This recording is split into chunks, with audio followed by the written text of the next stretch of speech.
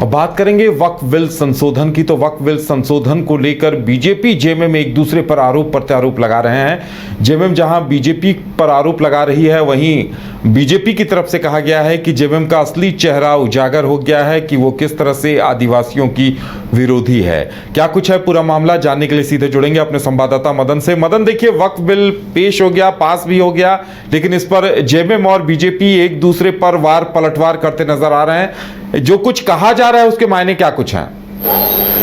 बिल्कुल, देखिए, ये एक तरह से दोनों पार्टियां जो है अपनी अपनी बातें रख रही है और जनता को अब इसमें तय करना है कि कौन किसके हितैषी है। दरअसल वक्फ संशोधन बिल जो है वो लोकसभा से कल पास हुए और उसके बाद ये जो है चर्चा शुरू हुई, आरोप प्रत्यारोप का दौर शुरू हुआ, जहां संसद में जेएमएम के जो सांसद हैं उन्होंने जो पक्ष रखा है उस पर पूर्व मुख्यमंत्री, पूर्व राज्यपाल रघुवर दास ने निशाना साधते हुए कहा कि ये सिर्फ सरकार जो है वो आदिवासी का हितैषी होने का ढोंग रचता है और जिस तरह से लगातार आदिवासी के बेटियों को या फिर लड़कियों को बहला फुसला कर उनके ज़मीन पर कब्जा किया जा रहा है शादी के माध्यम से, ऐसे में अब समाज को भी आंख खोलने की ज़रूरत है। और जब केंद्र सरकार ने एक अच्छी पहल की है तो सिर्फ ये वोट के लिए तुष्टीकरण की राजनीति करते हुए एक समाज का जो है समर्थन करते हुए नज़र आया है। तो ऐसे में हम ये कह सकते हैं कि अब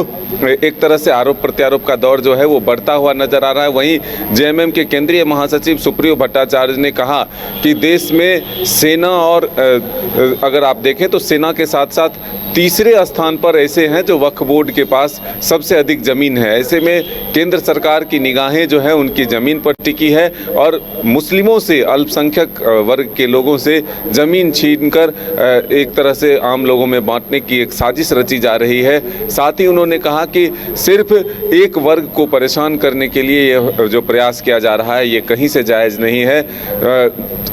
साथ में कई और गंभीर आरोप लगाया कि जब से देश में बीजेपी की सरकार बनी है तब से देश की स्थिति को बदल कर रख दिया गया है।